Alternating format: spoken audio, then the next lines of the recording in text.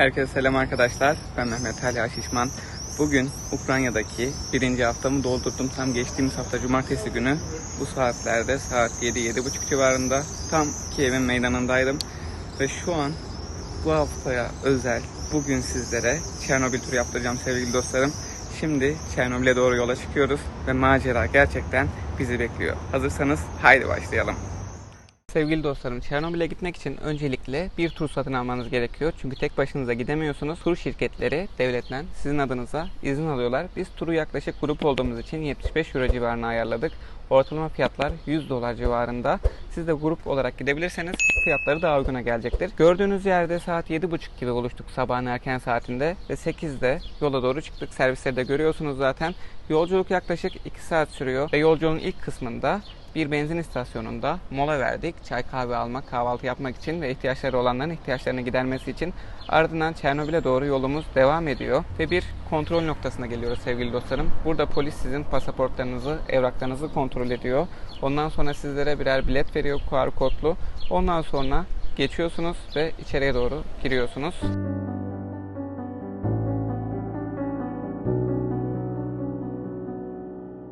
Çernobil'e varmadan önce önceden yaşam olan köylerden bir tanesine geliyoruz sevgili dostlarım.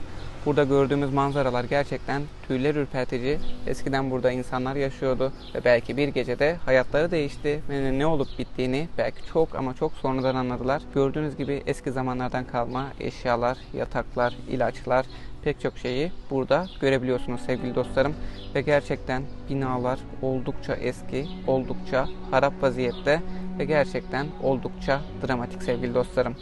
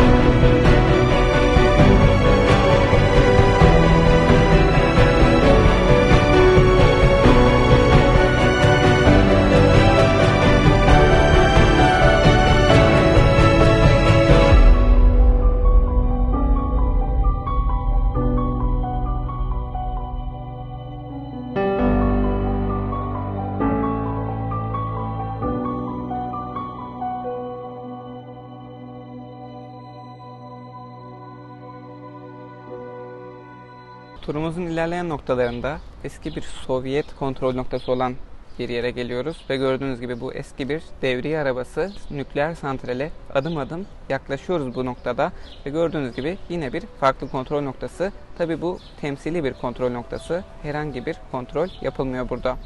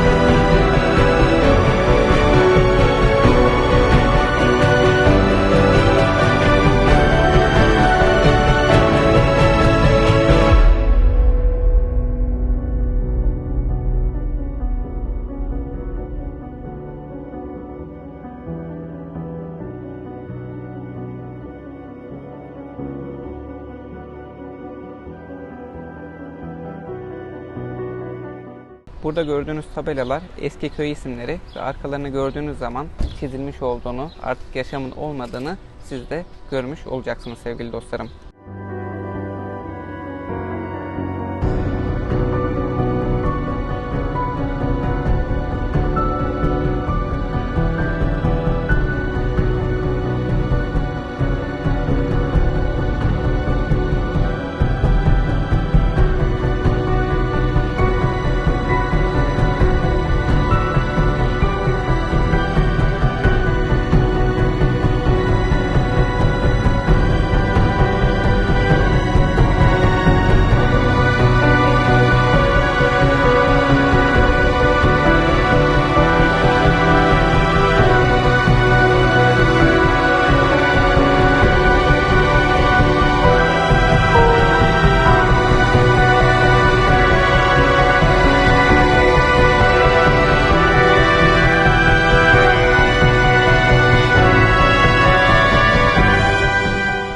Ardından adım adım nükleer santrale doğru yaklaşıyoruz. Ama malum radyasyondan dolayı santrale girişler sadece çok özel izinlerle oluyor ve biz de bu yüzden santrale giremiyoruz. Uzaktan çekiyoruz sevgili dostlarım.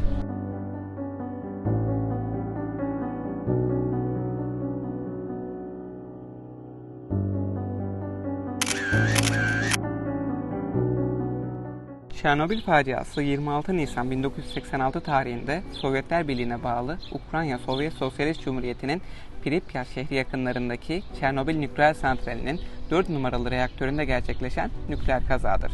Pripyat şehri yakınlarındaki Çernobil nükleer santralinin 4. reaktöründe yaşanan patlama sonucu çevreye 1945'te Hiroşima'ya atılan atom bombasının 50 katına eşit miktarda radyasyon yayıldı. Patlamanın ardından radyoaktif madde yüklü bulutlar Türkiye dahil birçok ülkeyi etkiledi. Çernobil nükleer faciası bazı bağımsız araştırmalara göre yaklaşık 200 bin kişinin doğrudan ya da dolaylı olarak ölümüne sebep oldu.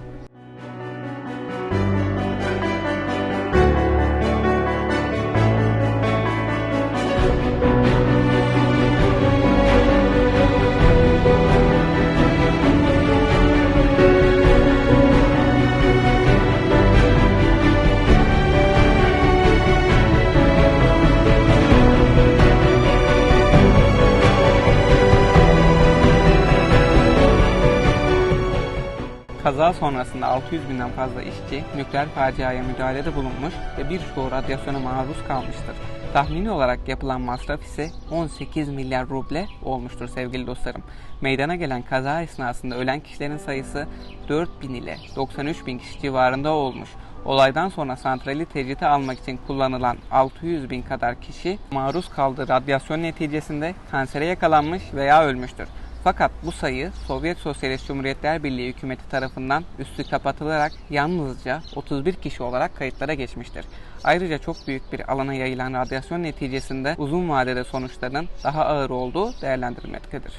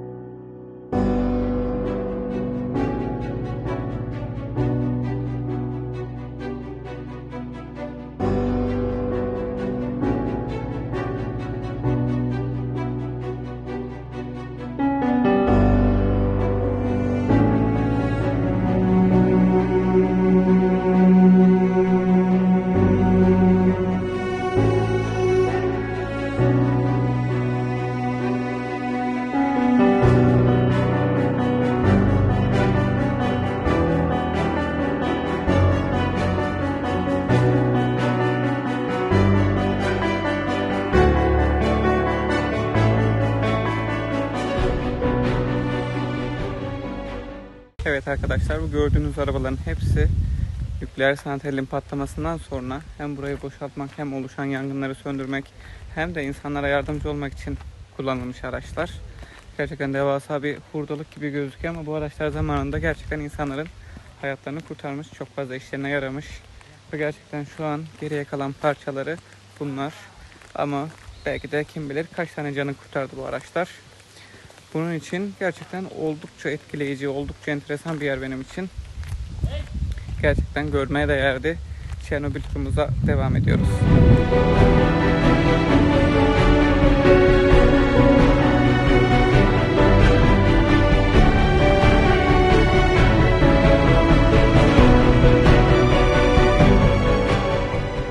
Gördüğünüz gibi asıl olayın olduğu, insanların yaşadığı Pripyat şehrindeyiz şu an. Şehir, Çernobil nükleer santrali çalışanları için 1970 yılında kurulmuştur.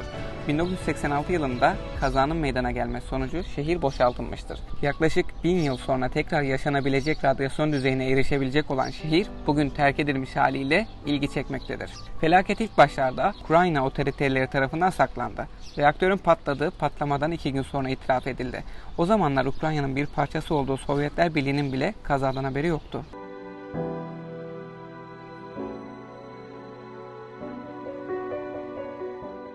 Reaktör patladıktan sonra yüzlerce itfaiyeci yangını durdurmaya çalıştı. Saat başı 300.000 ton su kullanıldı.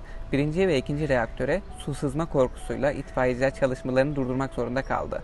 Su yangını durduramayınca helikopterlerin yardımıyla 5.000 ton bor, kil, kum, dolomit ve kurşun döküldü. Çernobil çevresinde bölge şimdi geyik, kurt, kunduz, kartal, yaban domuzu, elk, ayı, vaşak ve benzeri gibi yüzlerce vahşi hayvana ev sahipliği yapıyor. Bölge dünyanın en eşsiz yaban hayatını koruma alanı haline geldi.